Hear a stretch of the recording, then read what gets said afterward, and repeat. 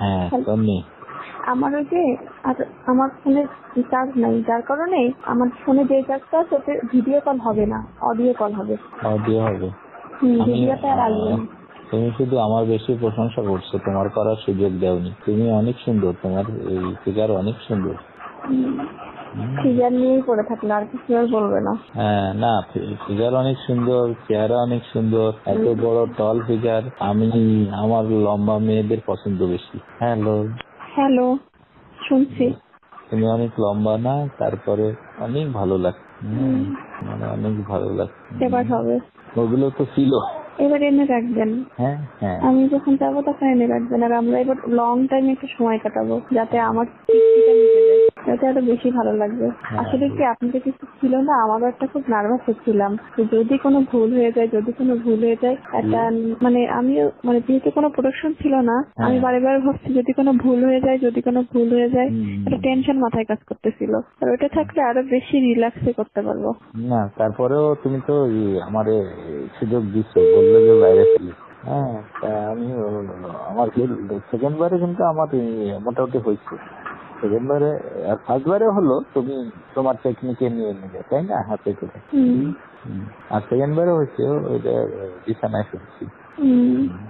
আমি না ওই বিছানায় তো আছে, শালারা তো পাল্টাইনি, ওরা বুঝবে কি হবে, বলতেও তো পারতিস। হ্যাঁ, বিছানা তো ওইটাই আছে। আমি এই দিকে সরে আসছি, এই কোনার দিকে, তো বিছানার কথা তো পাল্টাইও দেয়নি চাদর।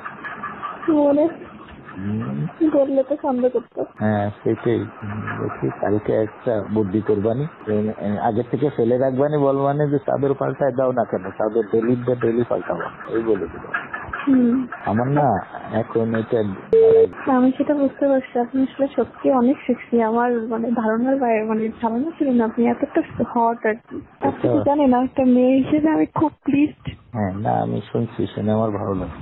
আমি খুব সন্তুষ্ট, আমার যতটা চাওয়া ছিল তার থেকে বেশি পাইছি।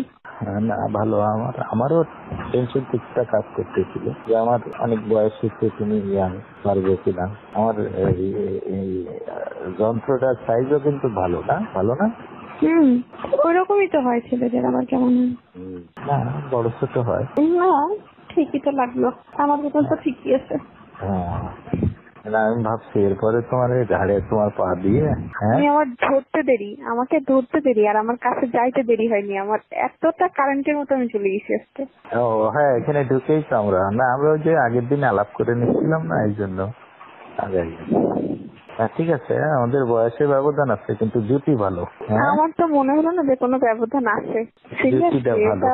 হ্যাঁ, কোনো ব্যবধান বলে মনে হলো না। আপনি যে সেক্সি, ও অনেক। আমি আপনাকে, আমার এখনো মনে হচ্ছে যে কেমন একটা যেন হচ্ছে আমার সমস্ত শরীরের মধ্যে। অনেক মজা, মানে এত মজা, তা কি বলবো, মানে অনেক সুপুরুষ একদম। যা ছিল তার থেকে আমার বেশি ধারণা হইল।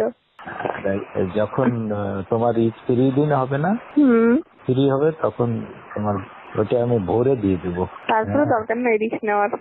না, ফ্রি দিনে ভোরে ফেলবো একেবারে। আমার আসলে কখন কোন সময় হচ্ছে তো, মানে আমার ডেট অনুযায়ী হচ্ছে না, এই জন্য একটু সমস্যা ঝামেলা লেগে গেছে। ঠিক আছে, জীবনের ঝুঁকি যেখানে ওখানে আমি ওগুলো নিয়ে আনায় রাখবো। আর যেই কয়দিন অন্তত থাকছেন সেই কয়দিন আমি বেশি যাবো। আচ্ছা, আমাদের নাই হজ করে থাকলো না এটা, কিন্তু আমাদের কি একটা কথাবার্তা হবে না? হ্যাঁ হবে। কেমন আছি, কি করছি, খাইছি কিনা, এমন তো কথা বলতেই পারি, তাই না? আমাকে ভুলে যাবেন না তো?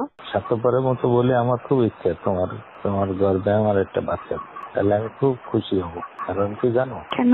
তোমার হাইট ভালো তো, যদি একটা ছেলে হয় সে প্রায় 6 ফিটের কাছে হবে, তারপরে ভালো পড়াশোনা করালে ভালো হবে না বলো? আর আমি তোমার পাশে লজিস্টিক সাপোর্ট থাকলে তোমার বাচ্চা তো ভালো বড় অনেক সুন্দর হবে। এটা দেখায় সব কিছুতেই তোমার ভালো হবে। আমারও তোমার দিয়ে অনেক ভালো হবে। তোমার নাও না একটা বাচ্চা। আমার তো এখনো তো আমি শারীরিকভাবে সুস্থ হতে একটা বছর সময় লাগবে। আগামী তুমি যখন হও তখন আমি তোমার হুমকির মধ্যে ফেলবো কেন? আমার বাচ্চার মা হয়ে যদি তোমারই বাচ্চা তার জন্য তুমি অসুস্থ হও, তাহলে বাচ্চা অসুস্থ থাকতে হবে, মারও তো সুস্থ থাকতে হবে। এখন যেমন তুমি যখন আমার বাচ্চার মা হবা তখন তো বউ আর তোমার ভিতর পার্থক্য কি বলো? তোমার পর আমার অনেক মায়া থাকবে না? আমার আপনার সাথে অনেক মায়া জন্মায় গেছে, আমি বোঝাতে পারছি কিনা জানি না। আমি তো একটা মেয়ে, আমার কিন্তু এটা মানে একটা বারের জন্য আমার দ্বিতীয়বার ভাবতে হচ্ছে না যে আমি নিব না। আমি 1 সেকেন্ডে ভাবতে পারতেছি যে আমি নিব, আমি প্রস্তুত। আমার কাছে আপনার স্মৃতিটা সারা জীবন থাকবে। আমি আপনাকে সত্যি অনেক ভালোবেসে ফেলেছি। আর যেখানে দুটো মনের মিল হয়ে যায় সেখানে আসলে আমি মানে রনির সাথে একটু আনইজি ফিল করি, কিন্তু আজকে দিন আমার কাছে কোনো বাধাই মনে হলো না।